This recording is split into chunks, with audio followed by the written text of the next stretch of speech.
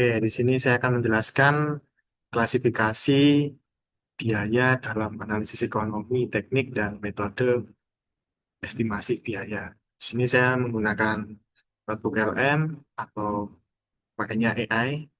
Kita masuk ke rangkuman selanjutnya.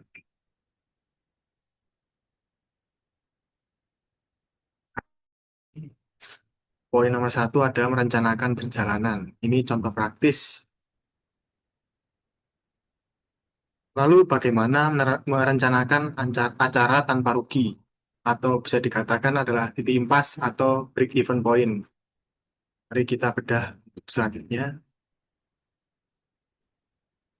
Di sini ada analogi, yaitu sebuah bus yang melakukan sebuah perjalanan, tujuannya itu hanya satu, yaitu titik impas, di mana semua biaya itu telah tertutupi. Lalu yang kedua, ada biaya tetap dan biaya variabel, fixed cost dan variable cost. Di sini ada dua contoh, yaitu ada sewa rumah atau kos-kosan. Yang kedua ada makanan atau sehari-hari. Untuk biaya tetap itu konstan, sedangkan untuk yang variabel itu berubah-ubah tergantung pada tingkat aktivitas tersebut. Jadi kalau untuk biaya tetap itu tidak berubah terlepas dari tingkat aktivitas. Contoh dari sewa kontrakan tahunan atau sewa kos-kosan per bulan itu merupakan contoh dari biaya tetap yang bersifat dengan konstan.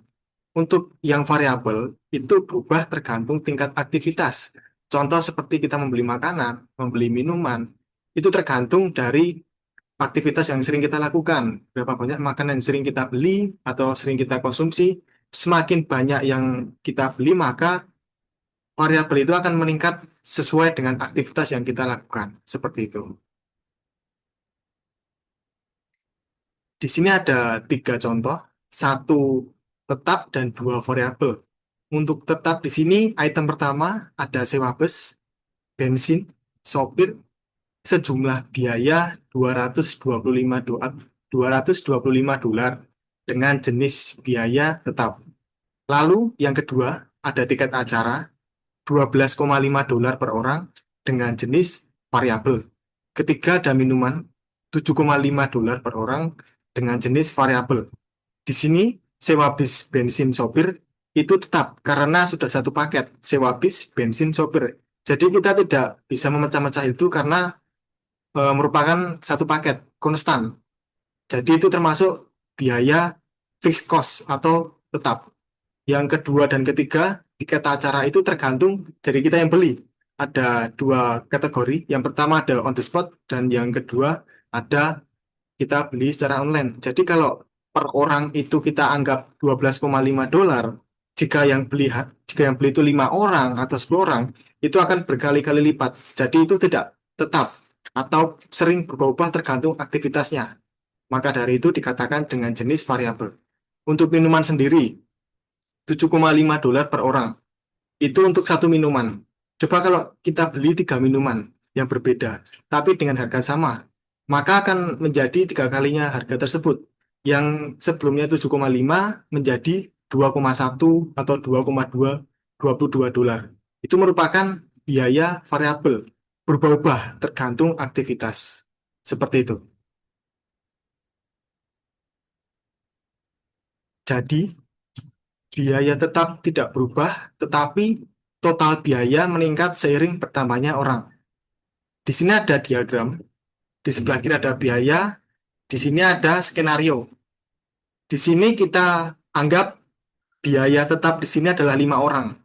Lalu kita membaca diagram dari kanan ke kiri. Di sini terdapat 210 dolar untuk per 5 orang. Lalu kita naik lagi menjadi 10 orang. Maka akan naik menjadi 410 dolar. Kita naik lagi menjadi 20 orang. Maka akan terbentuk 610 dolar. Jadi yang berubah itu adalah total biaya. Itu meningkat seiring bertambahnya orang tersebut. Di sini ada menemukan titik impas atau nanti akan dijelaskan menjadi break even point. Titik impas atau break even point, titik di mana total pendapatan sama dengan total biaya, tidak untung maupun tidak rugi. Jadi impas. Untuk menetapkan titik impas, kita perlu menetapkan harga jual. Mari kita tetapkan harga tiket sebesar $35. Ini adalah contoh. Mari kita bedah lagi. Nah, di sini ada kategori ada orang, total biaya, pendapatan, dan status. Kita kategorikan untuk 10 orang dengan total biaya $425, pendapatan $350.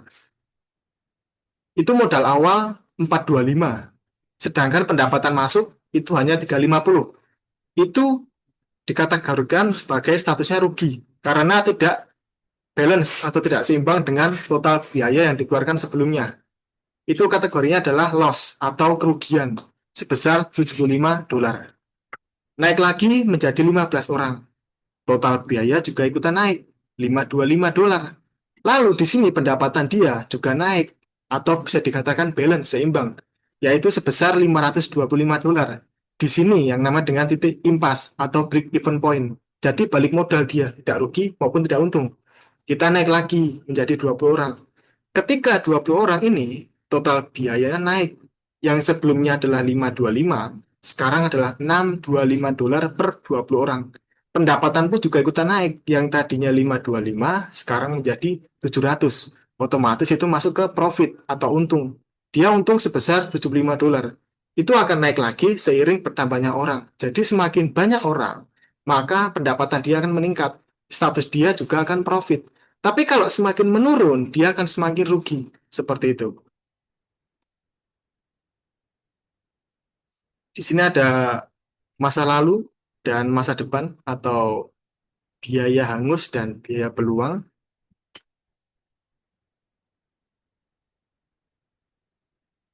Untuk biaya hangus atau sungkos, uang yang telah dihabiskan karena keputusan di masa lalu. Biaya ini tidak dapat dipulihkan. Kita analogi, kita membeli sepeda motor. Untuk kita anggap kita beli sepeda motor Vario tahun 2020 pas waktu COVID. Kita mau jual tahun 2022, 2 tahun setelahnya. Kita posting dengan harga 10 juta. Kita beli, waktu beli baru itu, contoh 10 juta.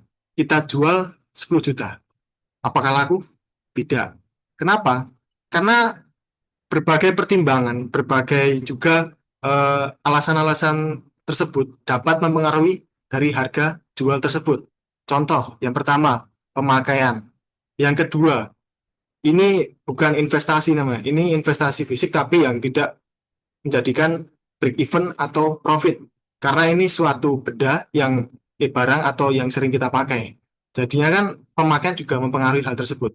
Tapi kalau kita jual di harga lebih rendah, sekitaran 8 juta, ataupun 7 juta, ataupun 9 juta, itu pasti akan laku. Karena itu sudah standarnya tersebut, harga motor untuk tahun segitu. Apalagi itu sudah pemakaian juga 2 tahun lamanya. Seperti itu. Jadi tidak bisa dipulihkan lagi. Karena sudah beda beberapa pertimbangan, sudah dikatakanlah bisa hangus biaya tersebut karena sudah melewati atau bisa dikatakan sebagai keputusannya masa lalu atau biaya ini tidak dapat dipulihkan kembali. Jadi eh, uang ini tidak bisa kembali lagi atau titik impas menjadi 10 juta, maka akan berkurang menjadi 8 juta. Seperti itu.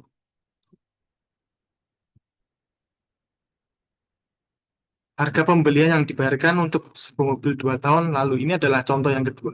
Tadi contoh pertama adalah motor, yang sekarang adalah mobil. Ini sama. Lalu ada opportunity atau peluang. Manfaat yang hilang dengan memilih satu aktivitas daripada aktivitas lain yang dilewatkan. Memilih untuk membeli makan siang daripada mengisi bensin. Anda mendapatkan makanan, tetapi kehilangan bahan bakar. Ini sepertinya gini, contohnya ini sering kita alami sebagai mahasiswa. Kita hanya punya uang 20.000. Lalu di motor itu masih ada bensin, masih ada sekitaran 4 bar, 5 bar. Tapi perut kita lapar. Kita harus mengalahkan salah satu. Karena kenapa? Karena kita keterbatasan dana. Kalau dana kita 50.000, itu masih bisa dibagi dua. Tapi kalau dana kita mepet, itu kita harus merelakan salah satu. Itulah yang disebut dengan opportunity, biaya peluang. Berpikir seperti insinyur memperluas perangkat Anda. Di sini ada tiga. Konsep biaya lainnya ada pertama, biaya incremental, selisih biaya antara dua alternatif. Jadi gini, ada dua perbedaan. Contoh kita anggap mobil kita anggap Pajero dan Avanza, A dan B. Kita di sini fokus ke selisih biaya. Contoh Pajero kita beli 800 juta, Avanza kita beli 200 atau 150 juta. Itu kan sudah perbedaan sudah sangat tinggi sekali. Nah, disitulah kita membandingkan yang mana sih yang paling paling mahal, yang mana sih yang paling murah tersebut. Itu yang dikatakan dengan biaya incremental. Lalu yang kedua, ada biaya berulang, pengeluaran yang diantisipasi secara berkala. Ini seringkali kita lakukan setiap bulan. Contoh seperti kita membeli beras, membeli ini, telur, membeli sabun mandi, sabun cuci muka, sampo, itu kan secara berulang setiap bulan. Siklusnya secara berulang. Itu yang dinamakan dengan biaya berulang. Lalu yang ketiga, biaya siklus hidup. Total biaya dari awal hingga akhir.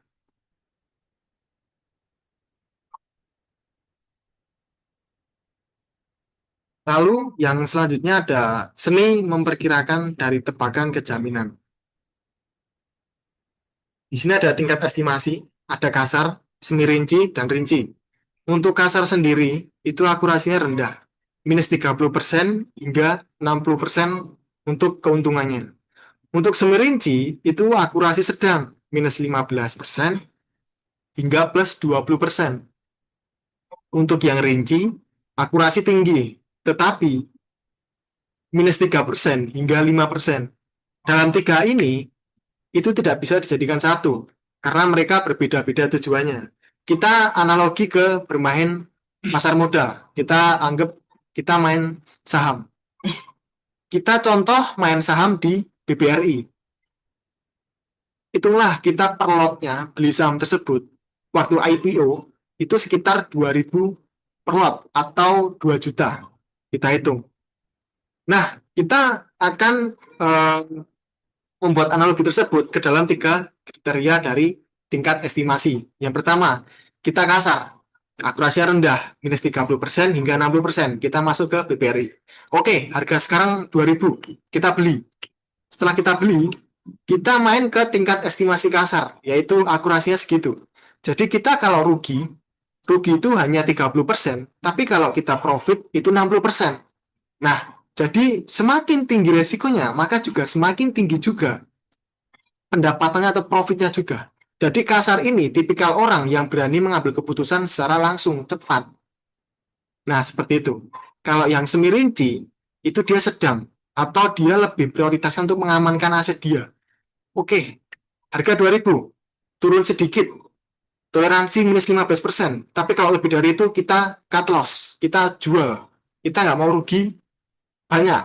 Tidak seperti yang kasar. Kasar itu walaupun ruginya 10%, 15%, dia masih ngehold, masih tahan dia sampai minus 30%. Tapi kalau semi rinci ini, lebih dari 15% itu tidak bisa. Dan tingkat profitnya itu hanya 20%. Ketika harga saham itu naik 20%, otomatis akan di take profit atau dia mengambil keuntungan tersebut, menjual semuanya saham tersebut. Untuk yang semi rinci. Yang ketiga, ada rinci, akurasi tinggi, minus 3% hingga plus 5%. Yang ketiga ini tipikal orang yang dia ini investor banget. Karena kenapa? Karena dia pasti menaruh modalnya itu pasti besar. Tidak hanya ratusan juta atau puluhan M, pasti triliunan. Karena kenapa? Karena bisa kita lihat, karena di sini ada akurasi tinggi. Dia hanya mampu minus 3%, anggap aja kita 1 triliun, minus 3%, itu udah minus 300 juta. Kalau kita profit hanya plus 5%, hanya 500 juta, itu bagi kalangan mereka, itu sudah untungnya besar-besar. Tapi kalau kita, segitu masih masih kecil lah pokoknya, jadi belum cukup. Jadi 1, 2, 3 ini merupakan tergantung dari tujuan yang kita ingin lakukan. Mau mau yang kasar, tapi loss-nya itu bisa minus 30%, tapi profit dia juga lebih tinggi, atau yang semi-rinci, itu moderate, atau tengah-tengah gitu. Mainnya tuh kalau 15% itu minus, tapi kalau profitnya juga lumayan besar. Tapi kalau rinci ini, minusnya kecil, akurasi pun juga ikut kecil, seperti itu.